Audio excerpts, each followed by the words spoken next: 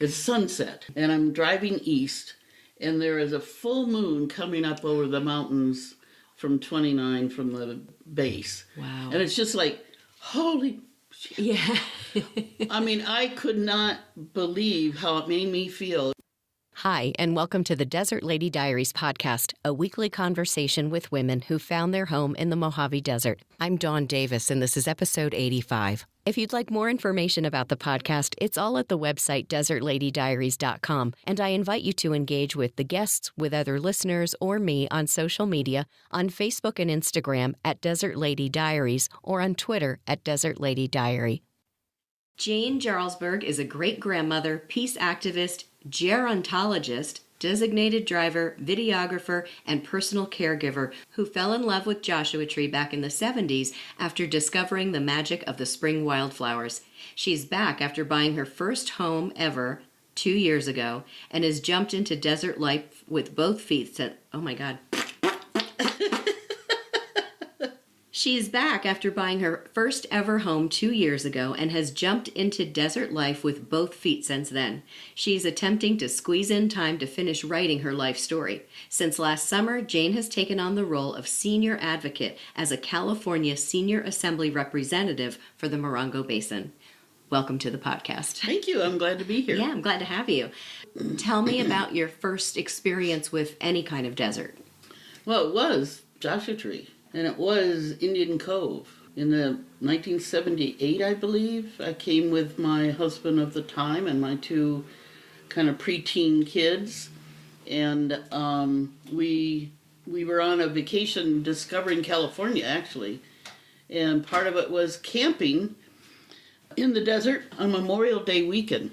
And this is something that makes me realize how the climate has changed because we were having a major spring bloom on Memorial Day weekend, a bit later than we have it now. Yeah. And but anyway, I remember, I think there were Boy Scouts camping there, and we were just wandering, watching out for snakes and stuff like that. But I remember being very anxious because I was afraid I was going to step on flowers, and you could hardly walk without stepping on flowers. Isn't that and I funny? didn't want to destroy them. Right, and yet no one these days, if you've been on Instagram lately, gives a good damn about that because they're laying all over them.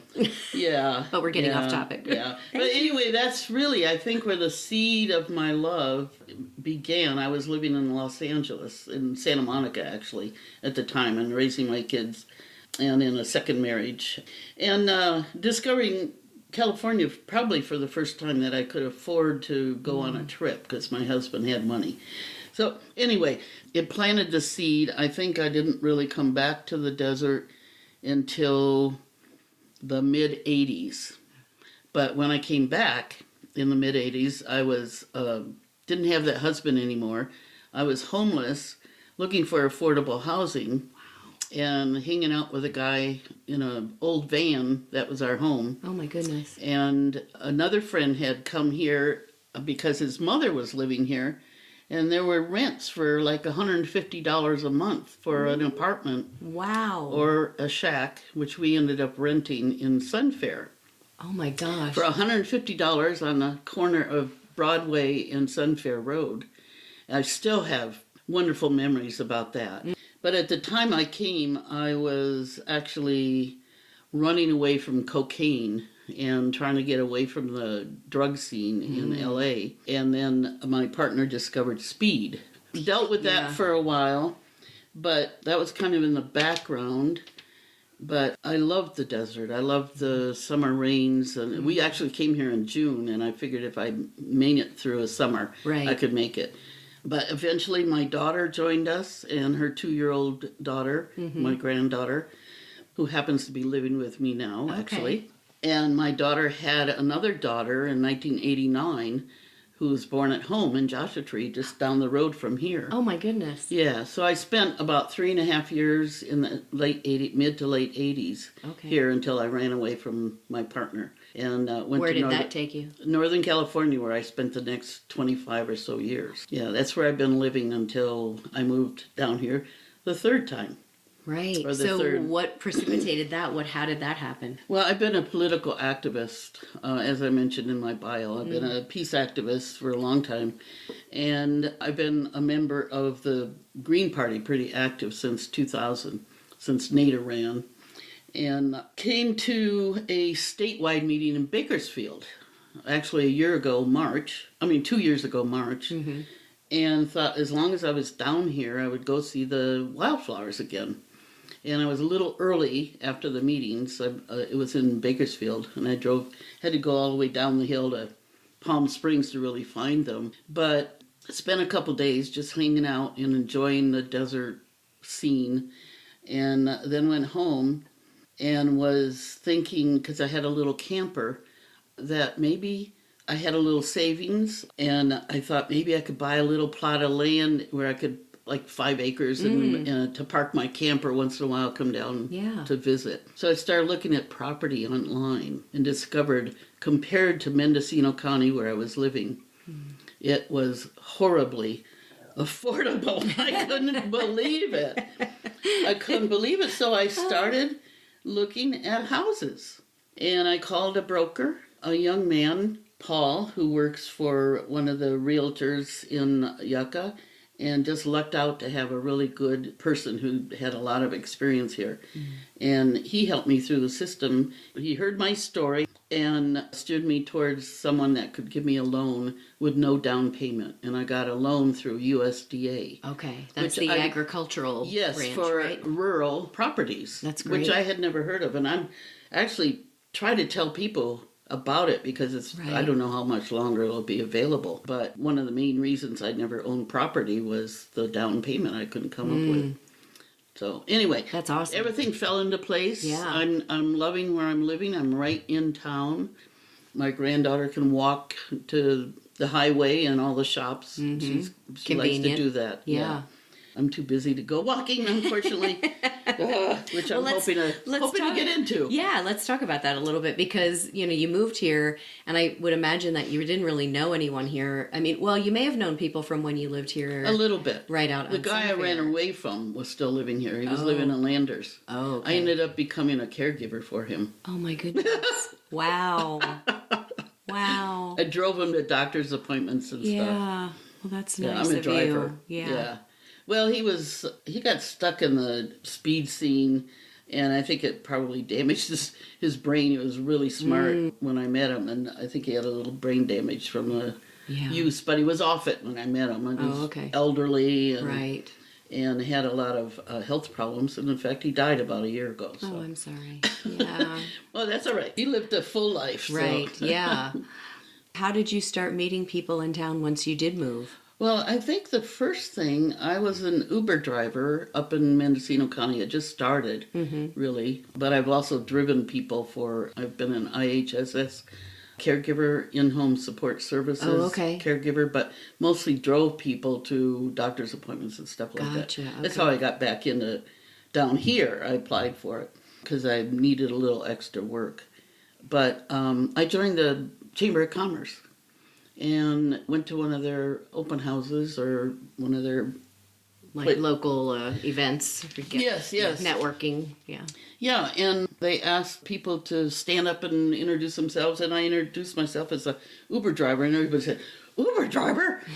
I was the first one in town. I was going to say, it's unheard of. I was here. the first one in town, and all of a sudden people were calling me. And and then I just loved the people in the chamber, still do, and started meeting people, and some of the people I drove for have become regulars. I'm not Uber connected anymore. But so you have enough of a clientele that you can make a schedule when I want to you're drive. Around. Yeah. Oh, yeah, and some of those people have been quite significant actually. So they're friends. That's great. You probably know some of them. I probably do. When you were here those couple of times and you really liked it, over and above the cost of living perspective, was there anything else happening for you that made you want to come here and be here? I was fortunate. I lived in a little town called Point Arena on the coast of the Pacific Ocean in Mendocino County on Highway 1. I've lived off and on that coast for 25 years, and I'm and I lived in Santa Monica when I lived in LA. Right. I've been fortunate to live in clean air environments. I feel like it's probably contributed partly to why I'm so healthy. I'm 77, I'll be 78 in September, and a lot of people have no idea but I want to acknowledge it partly for this because Right. I also bring a lot of life experience here. Right. I have a lot of energy and blessed with good health, generally good health. That's kind of why I stay busy. I'm always seem Active. to be a community activist, and I forgot what we were talking about. Well, I was asking if there was something inspiration. else. Okay, there you go. That's what that's what I really was leading up to, because when I came back in April 2 years ago with my camper to explore housing, I took the shortcut through Landers. I came down 247 from Northern California and went on Ritchie Road, which I had known from being here in the 80s. It's a little past dusk. It's sunset, and I'm driving east, and there is a full moon coming up over the mountains from 29 from the base. Wow. And it's just like, holy shit. Yeah. I mean, I could not believe how it made me feel. Not a soul around me. No. Dark, Quiet. no traffic, quiet. I have the windows down in my camper. I have my dog with me. And that moon is coming up at just the right timing before I get to a border. Yeah. Before I'd have to turn the corner. Yep. So I went down there and I stayed at the Sunfair campground. Oh, with my the Joshua camper. Tree Lake and RV. In Sunfair. Okay. Yeah. Yeah. So I just had fun, and then Paul took me around to see houses, and it was like, oh God, this is the place. This is where I want to be. And then I think I mentioned to you earlier, as we were driving by this house on Sunset in Joshua Tree, Paul was telling me the story. He used to live there back when he first moved to this area, and he shared it with a bunch of other guys, I guess. And he used to love to sit out in the backyard under the trees in the summer. There was some shade. And he really liked the house, and he liked the fact that it was close to town and the setting and everything. And we're kind of driving up to show me where it is. And there, he recognizes a couple of friends who happen to be other realtors. They're pulling a sign out of the back of their SUV and sticking it in the sand for sale. Wow. We had no idea. So we pull up and we say, okay, how much is it listed for? And he said $125,000. It's like, I can't believe this. Sold. You can't hardly get a house with a down payment with that in Northern California. Exactly. So it just kind of blew me away. And then I had already been approved for a $130,000 loan. Wonderful. So it was like right. The time, everything was right. Yeah. I visited the next day, put a bid on it the following day. Earth Day, I put the bid on. How appropriate. It was nice. It was nice. That's great. And everything fell into place. Mortgage closed on the 2nd of June, and I moved in on the 23rd of June. It just doesn't happen like that normally. Well, and that's the thing I think about here when I've talked to other people about this. I mean, because I had a similar experience, and I call it the green light effect. Yeah. If there are no impediments in your way, I think that's the way to go. You are heading in the right direction, because if it wasn't what you were supposed to have, roadblocks would be coming up. Whereas when it just flows like that, it's the right thing to do. Yeah. So, yep, I'm very intuitive, and it was amazing. In fact, I was living with a guy who I still love, but he's an alcoholic, and I didn't want to be with him anymore. Was sharing an apartment and left it to him in Point Arena. But I didn't tell him about any of this until I came back and had the mortgage and I said, I'm buying a house. And he said, you're kidding. And I said, no, I'm not kidding. And I'm moving in a month. Oh my goodness. Well, and sometimes you have to do those things for yourself. Yeah. And he helped me move, and that's great. We're friends. Good. Yeah. That's a better way to keep it, really. Yes. Yeah, definitely. So let's talk about your expertise in, what is it? Gerontology. Yeah. How did that come about? Well, actually that happened in the 70s, and that's another rather long story I won't get into, but actually I was working for LA. I worked for several years in LA Rec and Parks, and one of the jobs that I got, I worked in South Central LA at a recreation center where I was the only white person in the whole community. Actually, it was really great.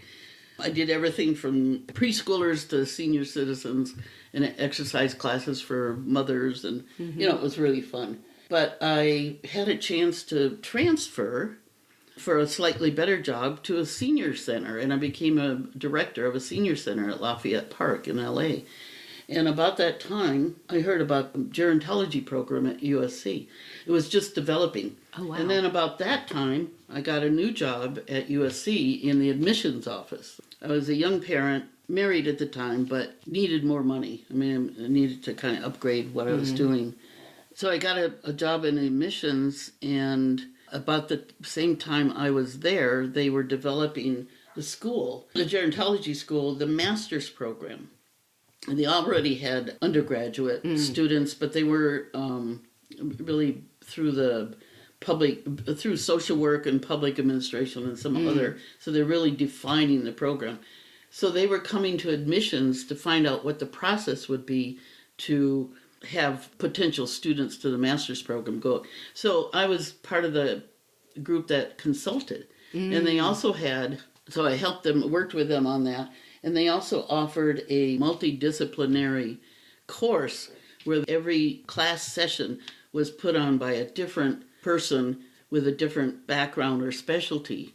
So it was kind of like a potpourri of different topics on gerontology. And it was an experiment. It was a graduate program, but it was really an experiment to see what people might be interested in. I just loved it. I just loved it. And I had some personal experiences with elders, my grandmother and some other people I worked with. And so I applied for the first class of that master's program at USC. I was again in the right place at the right time. I'm not a very good student. I'm probably C+ in my undergrad. I don't really brag about it, but I'm a slow reader, so I rarely finished a textbook. Oh, gotcha. Yeah, well... I'm okay, I'm talkative in a classroom and I ask questions and stuff, but the textbook part. So I was lucky, but I test well also, and they accepted me to the master's program. Awesome. And last night I was at a reunion event for alumni at USC, and I've stayed in touch with them. Recently got back in touch since I moved to Southern California. Okay. Anyway, I graduated with a master's after taking about 4 years to do it in 1978, and worked for about 10 years before I moved to the desert in the 80s working with elderly programs.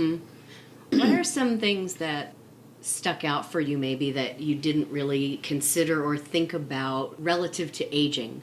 Were there any statistics or things that surprised you? Or I think the main thing that I learned, really, that's been useful in my life in general, is that forgetfulness is normal, and the more you fuss about it and get anxious about forgetting things, as people do as they grow older, the worse it gets.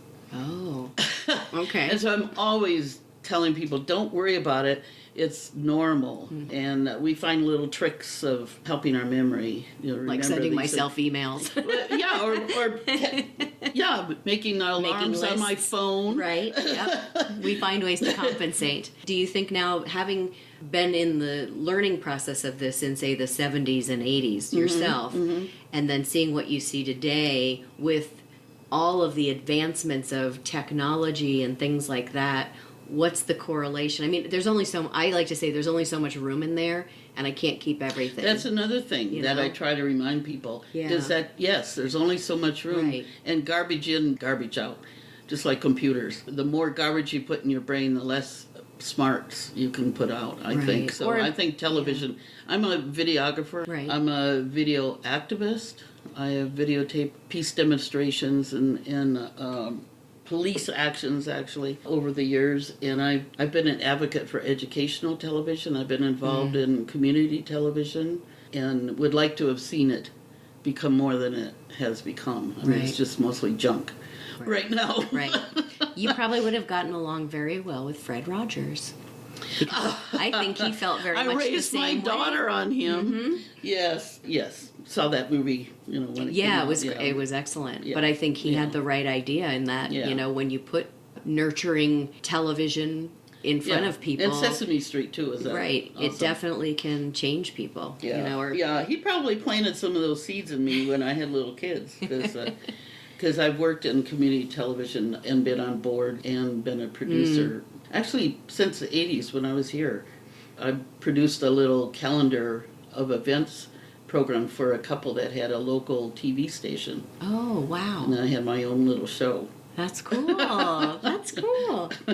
So how does this gerontologist background then play into your new role as this senior advocate with the California Senior Assembly? Well, actually, it's Senior Legislature, and I'm representing an assembly where others represent the Senate. Okay. Well, kind of the way it plays in is that for about 6 years, I've been an in-home support services caregiver. Which, as a side note, they're really working hard right now to raise their pay. Right. Yeah. They did a little demonstration that I wasn't involved with, which is kind of weird. I've been doing some other stuff. But I went through an aging crisis of my own. When I turned 60, I never imagined I'd make it to 60. I mean, through the drug scene that I have seen and stuff. Sure. And also being kind of an adventurous. I really didn't think I'd get to 60, so I never planned for after 60. I actually saw a therapist for a while when I turned 60. But here I am at 77 and a half and realize that I'm going to be around. Might as well go with it, Yeah. And so I have been able to see how the process of aging is important in some of my other interests, like affordable housing and homeless. How many people who are losing their homes for a variety of reasons, how the times are difficult for a lot of people as they're aging. Some of them veterans. I've had friends who are Vietnam veterans with PTSD who have struggled with mental illness and alcoholism and drug abuse. And these are all part of the aging process for a large population. I'm a little ahead of the boomers, but while I was studying in the master's program, we were talking about the boomers and how they would change the scene. The percentage of elders in the general population has expanded, and their needs have expanded, and they're staying healthy longer, which means people in their 80s are having serious issues. Maybe their retirement has run out. They had no idea they'd live that long. Right. Our whole medical system is just screwed up. I don't know if we're going to ever see it really serving people the way it should. Right. Or all people. There are certain people that can get service. But, right. I mean, in this desert area, in rural areas, I've also lived in very rural areas for the last several years. I've lived in Chicago, San Francisco, and LA, but I've also lived in towns that 500 people in Point Arena, and then Joshua Tree. How the medical system is really not helping us. Although I wept over a 60 Minutes program last week that talked about the New York University Medical School has, after much work, I guess it took them about 10 years, is paying the tuition for the medical students. Wow. 100%. They hope that there will be a wave of this, of maybe some billionaires helping out. Because of the shortage of general practitioners, so many young people who want to be doctors can't afford to pay back their debt. Of course. So they take on these specialties, and we don't have the family doctors and the pediatricians and the doctors that really take care of people. Yeah, well, not I think specialties. And I think it just in the general sense of people going into college and coming out with just debt stacked on top of them. Right. I know I've talked to a couple of other women who are parents who said, you know what, we can't afford school. Right. She can't afford school, and the last thing I want her to do is take out a bunch of student loans to get all, deaded up, essentially, because it just seems like that's the way things are going. And so you get out and you're ready to start your life, but you've got $60, $80, $100,000. Yep. You're already in the hole. Well, you can imagine how the medical students handle it, because they're in school for 6 or 8 years. Right. And it could be easily $20,000 a year.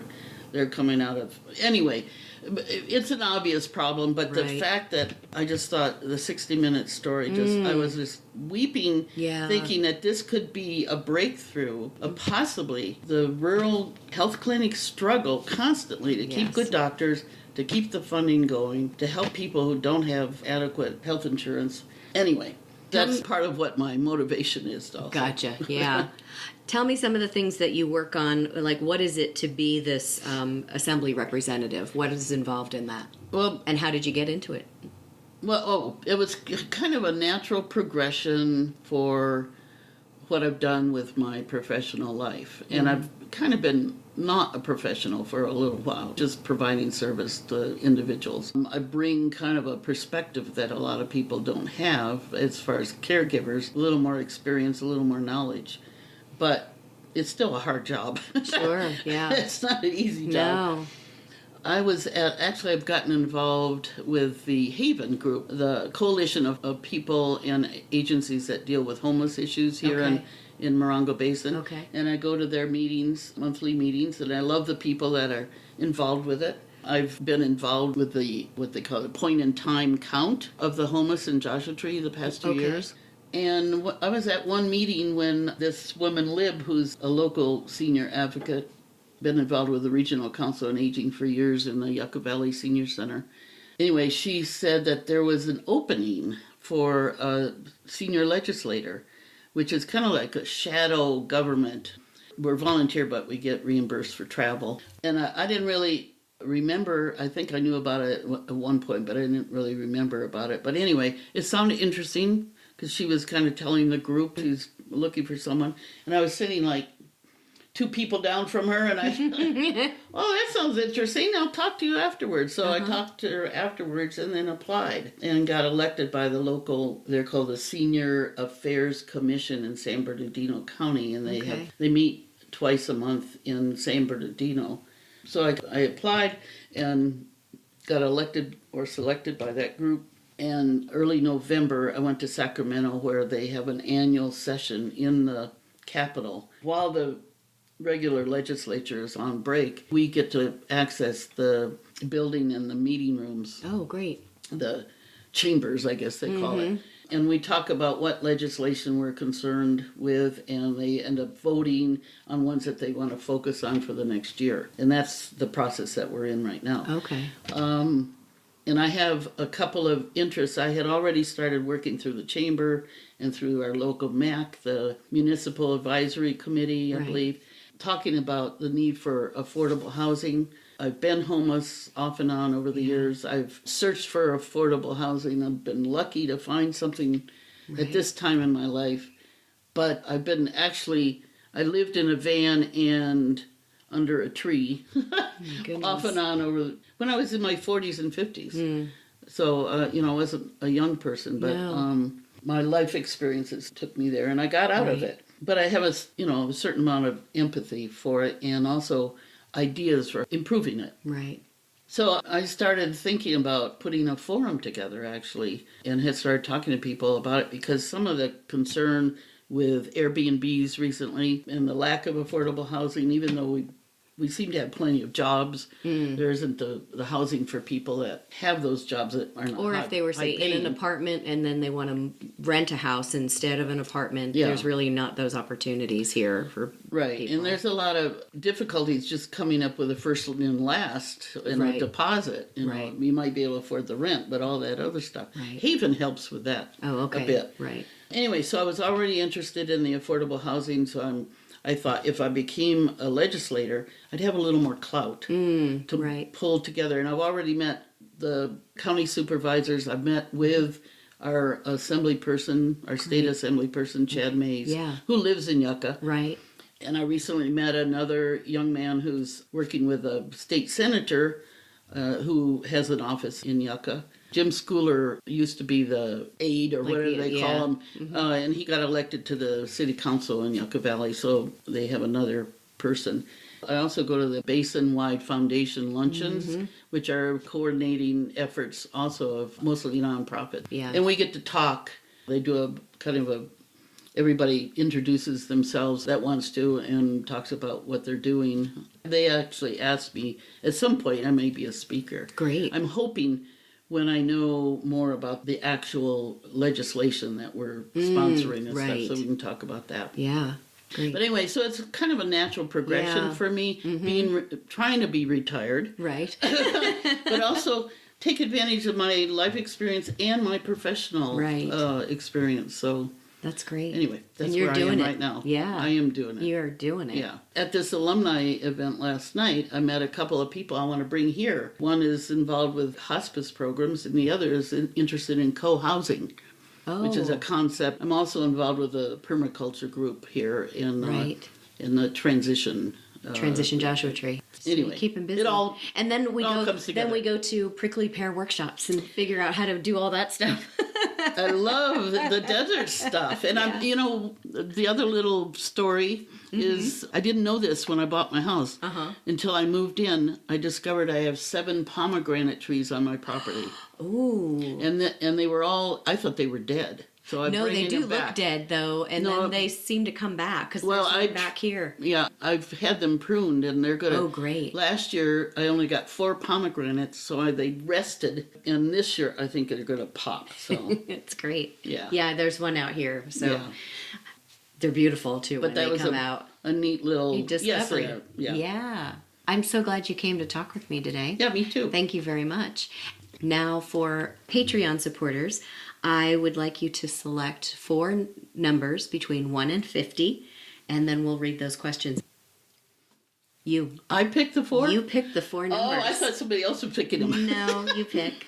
1 to 50? Yeah. Okay, well, let's go 13. 13. And 33. 33. Let's see, 12's a good number. Okay. And 4? Yeah. 2. Okay. So you will be answering, what do you think about when you're alone in your car? Oh. What's your favorite season and why? Oh. What was your most memorable birthday? And your top 3 favorite pizza toppings. So if you want to hear Jane's answers to those questions, go to desertladydiaries.com, click on the support page, and check out the Patreon support option. Thank you very much again for being here. This past Saturday, there was a special event at the Joshua Tree National Park Visitor Center in Joshua Tree. If you've never been to the park, there are 3 entrances, one in Joshua Tree, a less crowded entrance in 29 Palms on the east end of the park, and the Cottonwood entrance, which is on the south side of the park off the I-10 near Indio. Anyway, at the beginning of the year, the United States Postal Service released a Joshua Tree stamp. It's used for priority mail, so it costs $7 and some cents. The event on Saturday was a celebration of the stamp, and there was a special envelope you could purchase, and the cancellation stamp that was on the envelope was created by Gail Bigler Austin. Gail grew up in 29 Palms, and she lives in Joshua Tree now. She has a tattoo business on the highway in Joshua Tree called Ink and Steel. Gail has been on the podcast, and if you missed that episode, it's number 32. She talks about her experience in Texas being trained as a tattoo artist, which is mostly a male-dominated business. Congratulations, Gail. What a great honor to have your art used in that way. Happy for you. If you're enjoying this podcast and the platform you're listening from has a place for comments, ratings, or reviews, I would really appreciate it if you would take 2 minutes or so and write a review or a comment on it. If you have other feedback about the podcast, I am always happy to respond to your email. Just send it to desertladydiaries@gmail.com. And if you'd like to hear the Diary Unlocked portion of this episode, it's easy to do. Just go to desertladydiaries.com, click on the support page, and follow the link to Patreon. Once you've signed up, you'll have access to this Diary Unlocked episode, as well as all of the unlocked episodes from the beginning of the year. Your support of this podcast through Patreon helps keep the podcast ad-free and keeps creative control in my hands. And if you're already a member supporter through Patreon, please know I appreciate you so much. See you back here next time. Thanks so much for listening.